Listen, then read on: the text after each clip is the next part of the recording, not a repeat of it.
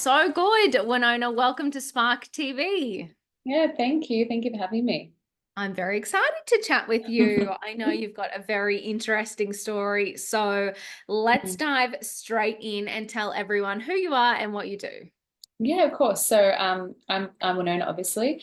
I do a few different things, juggle a few different things. So I'm a film and advertising producer. I've worked nearly a decade in the industry, working. I worked in London, LA, and Dubai, and Sri Lanka, and India, basically everywhere and anywhere. Working with a lot of high-end brands to, create creative production work and a lot of TV commercials.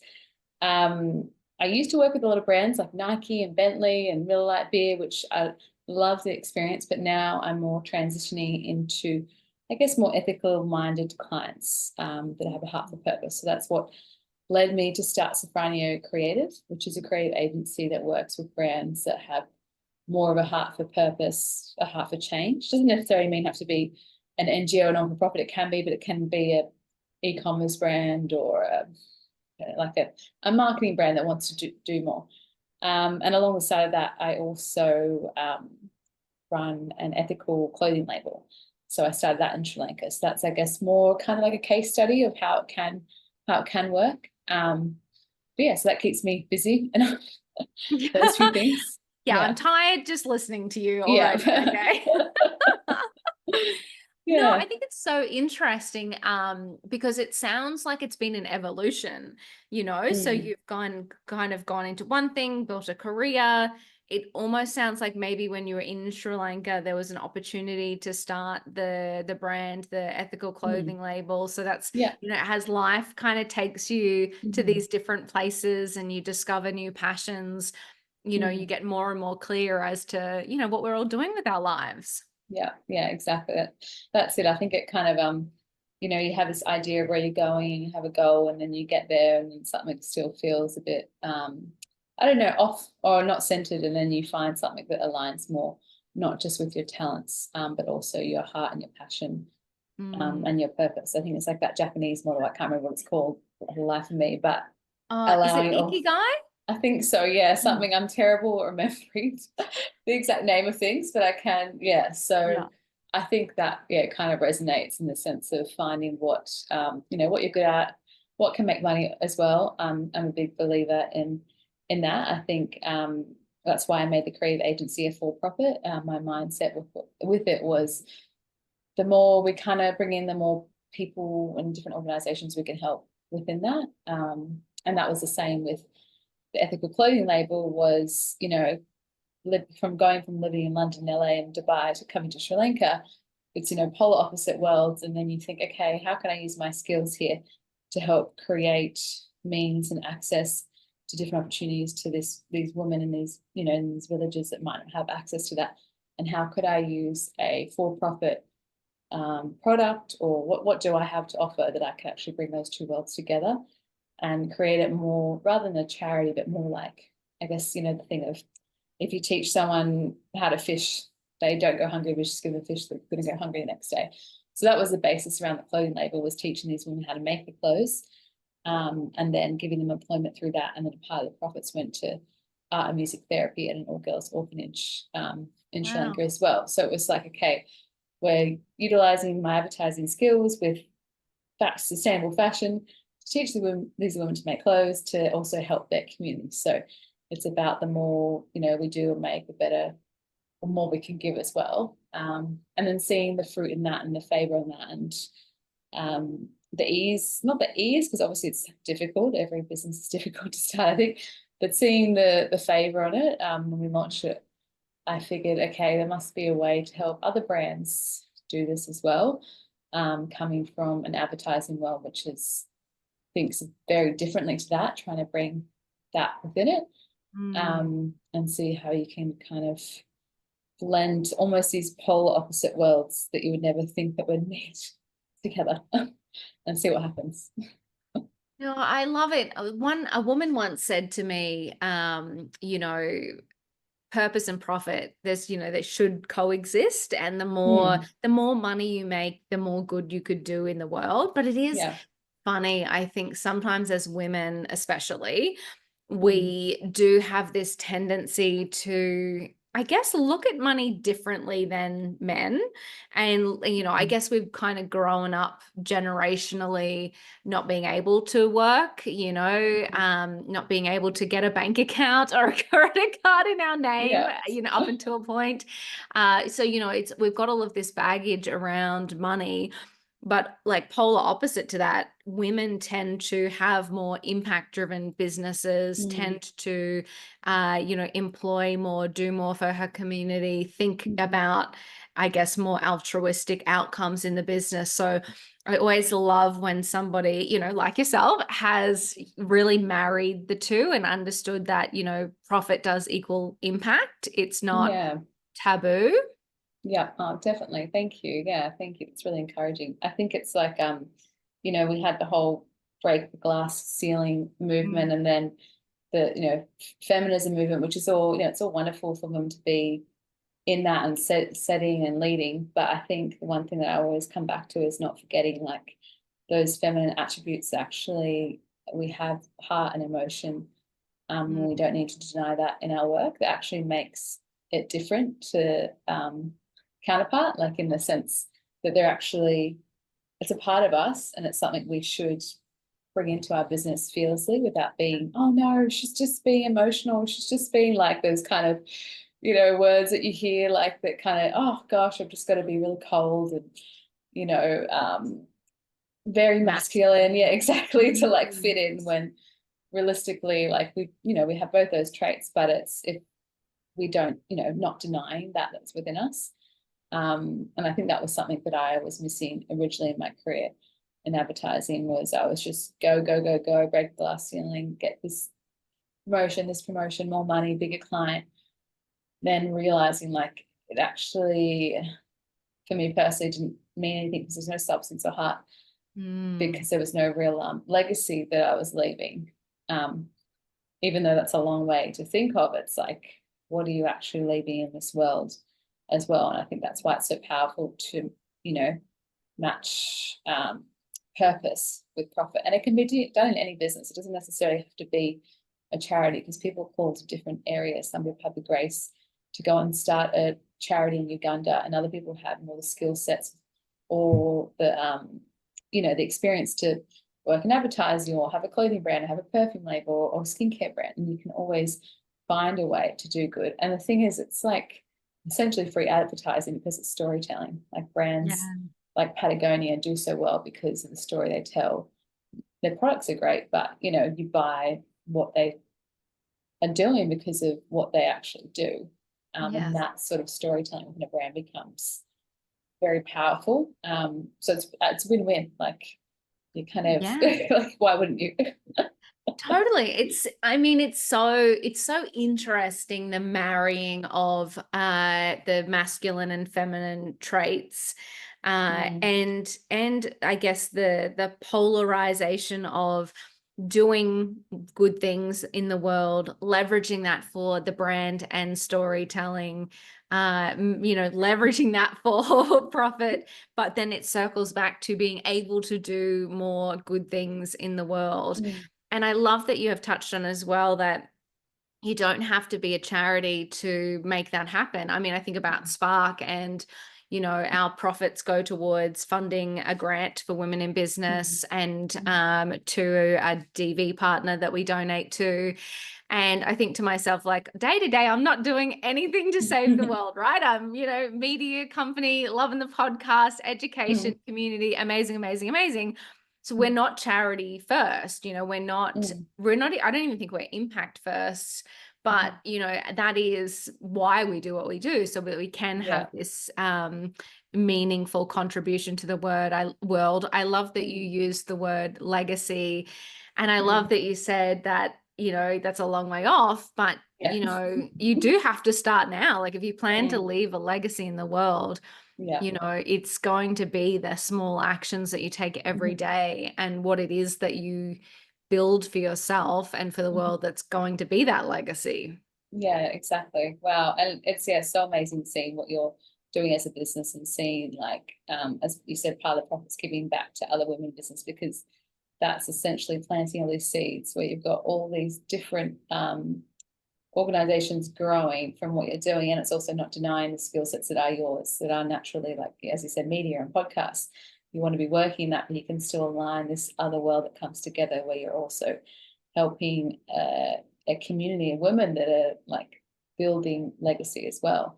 And it's those little seeds that we don't realize actually plant so much. Like, for instance, in Sri Lanka with the art therapy, there was a girl, my neighbor, who I used to do art lessons with, and some of the kids would come over and just, it was like very like just painting, and like, I'm not a very specialized artist or anything that makes it sound, but the joy that they got from it was beautiful. Like, you'd see these like young girls that like better paint, like amazing painters. And one of them in particular, when I went back to visit Sri Lanka last year, it was really beautiful to see because she had started as a business. So she started an Instagram account, started a like little web thing, and then started selling her paintings to local foreigner boutiques and to local foreigners. So she's fully started this whole business. I think she's like 16 now. Wow. From her artwork, and it's beautiful artwork. And yeah, and I just was so amazed that, because you don't really think, you kind of come back a year or two later being, oh, I would have forgotten about like this one thing that we did. One chick that came in and did a few art lessons like with her paints, and like kind of then gallivanted off. But yeah, it's really powerful to see that those little things that you do actually have such an impact, and as you said, like a legacy. And it doesn't take, I think we think sometimes it takes this big huge thing that we have to do, and it can seem so out of reach, and how can we do it? But it's actually just those sort of small things that slowly build so much impact, and it's so powerful. I think sometimes we look at other people online and see the size of their platform and think, I won't be noticed. What does it matter that I do this small thing? But you're so right. Like, it is those small actions that have massive impact in people's lives. Definitely. There's a Heidi Baker. She's a missionary that I follow, but she talks a lot about how she's helped like hundreds of millions of people in need in Mozambique, but she always says it's just about the one person in front of you. So she's not about the numbers on how much, even though she has such impact. It's always just the one person in front of you in that moment, because that is where you create the most impact. So whether it is in your business or however, like, I think remembering that it becomes more I guess realistic and not such this big kind of complex mountain thing of, I need to change the world by doing this massive charity, or like I could tend to get down that path where there's, you have this complex of, if you're a perfectionist or a high achiever, that you need to like do 1,000 million things to make a difference. But it's really just the one person in front of you, and it's so powerful. I love it. I love it so much. So how did you go from advertising career to starting a fashion label, teaching these women how to actually make clothes? That's a pretty big leap. It was as I said, I was working in London. It was in Dubai at that point. I was working with which is crazy, a polar opposite type of world, working with Nike, and just completely opposite in terms of the world's there. I was still very fortunate because I got to work with some really talented creatives, and they've got great big budgets, so you just could create and do anything. And as a producer, it's like, wow, this is like my dream come true. I've got these budgets, and I'm working in the FIFA Women's World Cup, and working like it just. But then at the end of all these projects, I felt very like I don't know, just lost and like thinking, oh, hang on, I wanted to get to this point in my career, and I'm here. But why does it still feel so void? And why don't I have the feeling I thought I would have? So I kind of packed up my life in London and moved to Sri Lanka. Well, I did pack up my life in London and move to Sri Lanka. And then I was just, taking, I guess, a sabbatical and be like, I'm not going to work for a while. I'm just going to stop and just take time. And then, actually through somewhere I hired my car from, Sri Lankan man was like, oh, there's this orphanage nearby. I have a feeling you'll love it. And it was an all girls orphanage. It was all these beautiful young girls. And I started popping in every so often and just teach them art and music, because that was the only thing I knew I could give, like just bringing instruments and things like that. And then I thought, oh, how could I like use the skills I have to help this like environment that I'm in right now, because it's so real to me, because I'm there. It's not this long like video I'm watching from overseas of something happening. I'm here. And my mum, when I was little, used to make clothes using like natural raw cotton, and she'd make them in the backyard and sell them at markets and then hand dye them. And she's a fashion designer. So I kind of was like, oh, wait, like I have this thing that I know that's an inheritance in my family, like that fashion kind of skill that I've learned from my mum. And I have advertising. I know how to build a website and do photography and make a video. Like, how can I combine these things? And so I just went and it just happened very naturally. There was a lot of ease with it in the beginning. So yeah, I sent the material in from Australia, found local woman in the village. And that means Sri Lanka's got seamstresses everywhere in need of work. So it was very easy to find very talented seamstresses there. And then started doing the photography, and then I had other women come in and take the clothes around the world and they did a lot of photography, and then social media. They kind of would take photos of it and tag, and that kind of let it grow.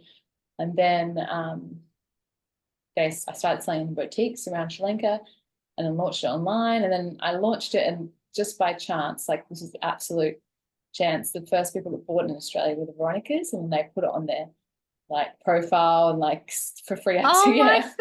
So it was wow. like, it was such like, I remember getting the order on Shopify. I'm like, those names sound really like, they obviously it wasn't like the Veronicas on the thing, they're a bit more Yeah. discreet.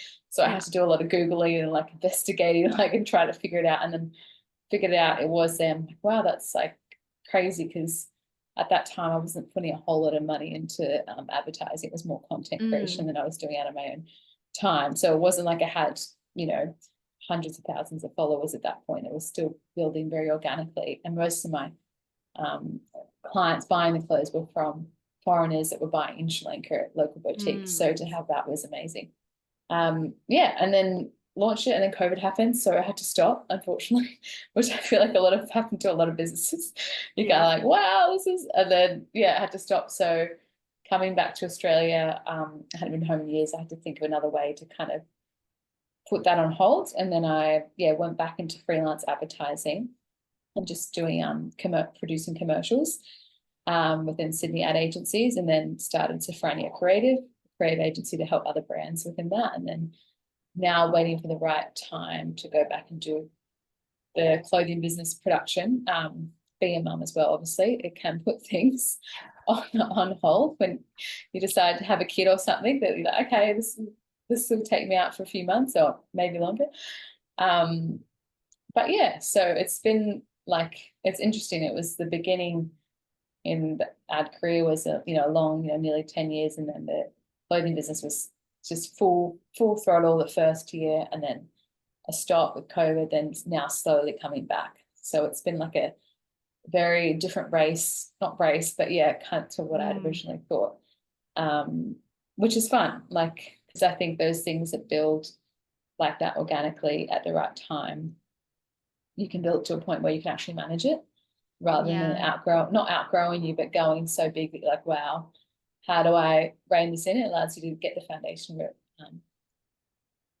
together. So I hope that answers.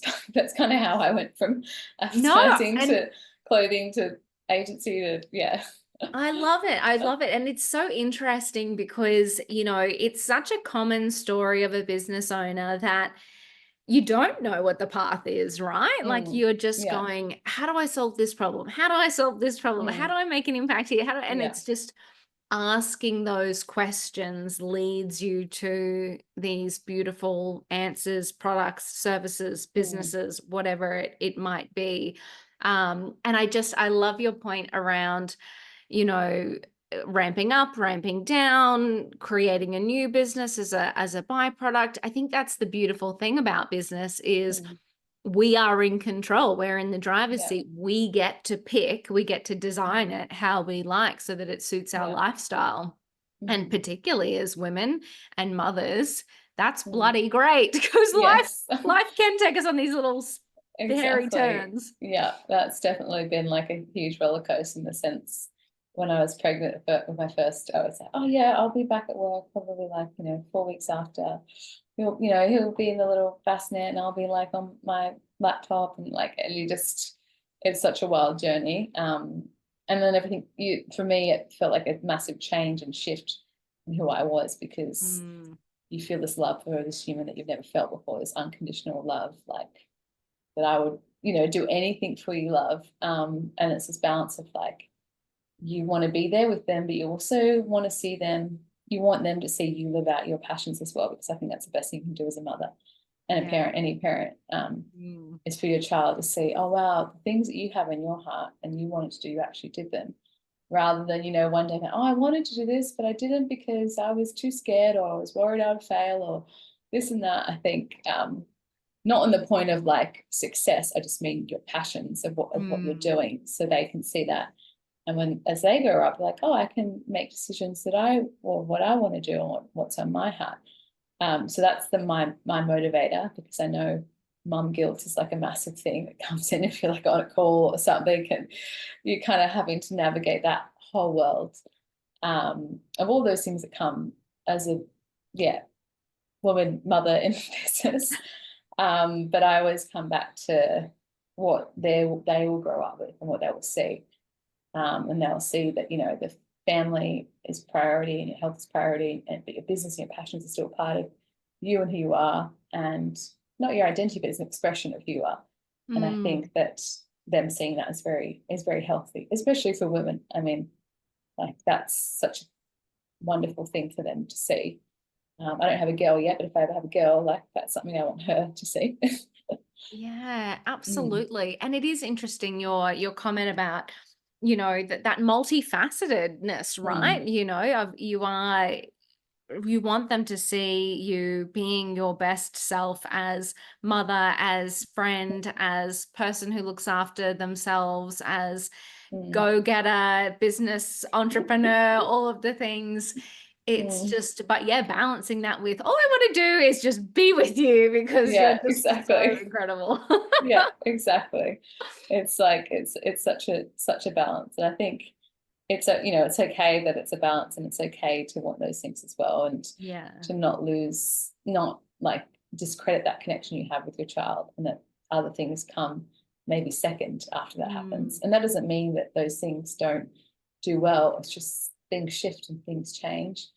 And in a I think there sense, can be a lot yeah. of guilt around that. Oh, yeah, Sometimes. But I definitely. love that. I love that you said that just because maybe it's second now doesn't Mm, mean it can't be successful and it's not important. It's yeah. just life shifts. Yeah, exactly. And I feel like a mother's like if you give a mum 30 minutes, she's gonna Oh my do God. a I just so much in that 30 minutes. Like if you give me Mums 30 make the minutes, best business owners. yeah. Seriously. Because they're just like, okay, I'm here, I've got an hour or 30 minutes before my toddler wakes up, and you'll just accomplish so much like with the capacity, because you're like, this is the one moment I have to do it. So I think it's that thing, is that shift in the mind. You're thinking, oh, but I'm not working like my 12-hour days like I used to. Am I really accomplishing? But it's just different. Mm. It's just you get more done in a short amount of time. Oh, I Yeah. can work a 12-hour day and do nothing. Yeah. So, yeah, Yeah. that's how I think mums are amazing because they go, Yeah. here's the window, get it done. Get it done in and out. And I think, yeah, just remembering that, recognizing that, and also giving yourself the grace if you have a day where you're like, I just want to go to the beach with my kid, and Yeah. that's what we're going to do. And I think that's the best thing about being a business owner as well, is that life. Like in advertising, like full-time advertising, they don't have that flexibility for mums. From my personal experience, I mean, it can differ in different agencies, but you're expected to be there and work late and can work weekends, shifts or shoots. A lot of shoots can go overtime. Mm. So you can be away from home for like, which is why it doesn't really work for me in this season. And I don't know if I'll ever go back to it. Who knows? But I think that's the best thing about being a mum and having a business is you can work it around your, you know, your lifestyle, and create it, balance it how you want to, create it as sustainably as you can and you want to, and have different pockets of busier and slower. And yeah, I think that's the best part of it. Yeah, it's really Mm, interesting, this. I think sometimes we talk about the word consistency, but mm, we don't think about it in context of how life really exists. And, yeah. I love that you just said, you can kind of ramp up and ramp down, and it's Mm, more about seasons and where you're at in the moment. And that doesn't mean you're not consistent. mhm. Consistency isn't every day militant 6 a.m. Yeah, I'm doing this. It's more of a long game. yeah, It's exactly. the Yeah, arc, not the yeah. little The notches little, on the belt. yeah, it's so Yeah. hard because we've got so many different extremities in our culture of, like, you know, we've got the Mm. positive mentality culture where it's like, be positive, do this, wake up at 5, or no regrets, and you have to do it and get to the gym, and like so much pressure to like Mm. be this. Yeah, and I think, you know, being a woman, or, you know, being connected to your emotions, or as you said, the different levels that happen with your business, whether it's more intense in this time, or a bit slower, a bit quieter, or a bit busier, or maybe other Mm. aspects of your life take forward ahead of that. Like, there's nothing actually wrong with it. It's more sustainable. It's more of a marathon than a sprint, the classic, like, tortoise in the hare. I love it. Like, I love just it. like maybe you need to take a break under a tree and, you know, have a glass of water, but you're probably going to get there to the end anyway before the rabbit or hare, I don't know. Yeah, no, and it's so true. I feel like I need to sit under a tree and have a glass of water today. Yeah. Yeah. It's so good. It is such a good lesson though. I think, Mm, we can be so hard on ourselves, you're sitting at the mm, desk going achieve, achieve, achieve, do, and it's just mhm. then we wonder why we are burnt out and miserable. Yeah. Wherein if we thought about it as much more of a long Mm, game, and I don't have to hit the goal today, I need to take a step yeah. towards the goal today. Yeah, That's exactly. really what I'm trying to take into 2025 is, Mhm. stop focusing on the goal and being mad every day that I haven't hit Yeah. it, but Yeah. like measure the success of the day on, did I do all the tiny Mm, things that I know I have to do to achieve the goal someday? yeah, exactly. And it's also like Mm. all those little things that we do. It's hard. Some can be hard when you're not, like, I guess the corny saying like reaping the harvest. My partner's agriculturist, so I always like see things that way. That's why I'm saying a bit like, you know, you're not reaping the harvest in that time. So you're planting a seed of something, whatever it is, whether it's a new business idea or creative project. I do a bit of screenwriting as well. So at the moment I'm writing a screenplay, and it's a lot of hours that I spend at night when my toddler's asleep writing this screenplay. But I'm not seeing anything from it yet, 'cause it's just Mm. me and my computer and writing. That's something I've always wanted to do. Having worked in advertising and film, I always wanted to write a comedy series on working in the advertising industry. So I thought it was very funny. Well, Yes, so I'm that's working, awesome. yeah. So I'm working on this Australian naive, you know, overly optimistic girl that moves to London and essentially based a character based on me, but more for film. But yeah, I'm not going to really see anything from that for a while. It might be a year or two, but it brings me a lot of joy writing, and it makes me feel connected to myself and my humor and my memories, because I can write different things that have happened in different big, you know, situations or pictures or embarrassing Bridget Jones moments. I used to have so many embarrassing Bridget Jones moments in my work. So yeah, that I might not see anything from it for a while, but that doesn't mean that it's not successful or that it's not um, important. It's just, yeah, you just different seasons, planning away different times, and Yeah. then see And what I don't know happens. if anything worth, and I don't know if anything worth doing can Mm, even happen in a day. yeah, no, Like exactly. Yeah. it is, if you want to Mm, accomplish anything, it is very likely you're going to have a few boring days. yeah, exactly. That's so true. Yeah, which Mm. is, yeah, it's something I've had to, I think I used to be a very like high achiever, kind of, um, yeah, you know, write all my goals on my wall and like, I don't know, just very like, which is, it's actually such a great asset to be, or, you know, to be motivated or want to achieve. There's nothing wrong with that. But I think when we put our identity in it, that's when it starts to become a, you know, become can become a shame cycle almost, because Yeah. you see your happiness or your unhappiness measured on what you've done or what you haven't done. So it's like you get something or you do something well, oh my gosh, I'm so happy because I did this, which is great to be happy for yourself, obviously. But then when you don't do it well, you don't achieve anything, you get shame. And it's like learning to just wake up every day, and no matter what you've done or you haven't done, being happy within yourself. So that's not base. And then when things do go well, it's just icing on the cake. And then when things don't, it's like, oh, well, didn't hit that mark. Let's just start again We'll tomorrow. pop that one on the lessons list. Yeah, exactly, on the lessons list. I mean, you can still, sit in it for a moment and not, but rather like maybe be sad, but not let it like actually impact who you are. This is very difficult in this kind of culture and social media, and the glass ceiling being broken for women, that we have so much pressure to be the wife, the friend, the mother, the sister, the entrepreneur, and be all those things. Yeah, I think it's like Ali Wong talks about, the comedian, like misses the days where women just lean back. Like she just jokes about it. Basically, the Sheryl Sandberg, or whatever her name is, the book about lean in. It's just like, I just wish, they just kept it a secret and we just could just lean back.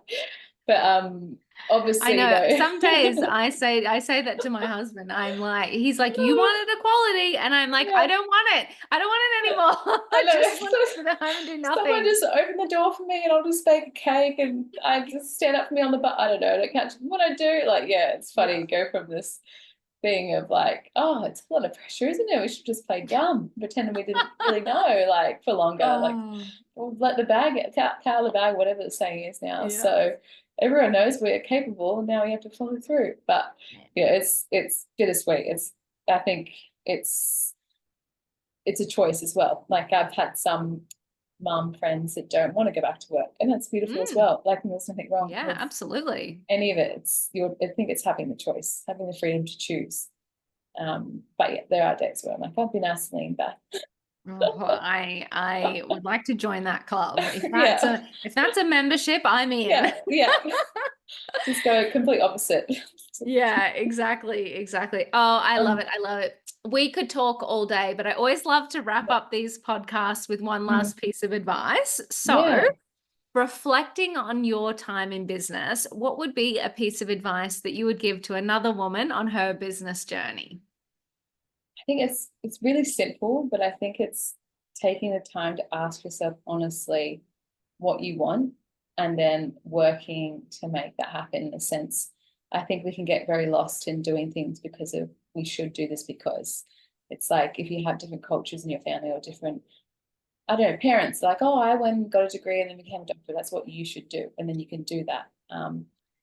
I think I did law, psychology, physiotherapy before I actually went and did what I wanted to do. So my one, probably, it's not a regret, but I wish I actually took a moment and asked myself earlier on, what do I want to do? Like, ask my heart, because you might as well try, because otherwise you could try the thing you don't want to do for years and years and years, and then maybe it fails anyway. So you might as well try to do the thing that you want, whether it's a business idea or venturing into a different business. And it's also never ever too late to change things, no matter where you are in your career or in your business or wherever you are. It's never too late to like, actually, I'm going to change into this direction for a bit, because every skill you have is transferable to another field. But yeah, that would be it. Ask yourself honestly what you want and work towards that, and it's never too late. I love it. Winona, you are absolutely incredible. Thank you so Thank you. much for sharing your wisdom with us today on Spark TV. I've enjoyed every minute. Oh, thank you. Thanks so much for having me. It's been, a real joy. Thank you.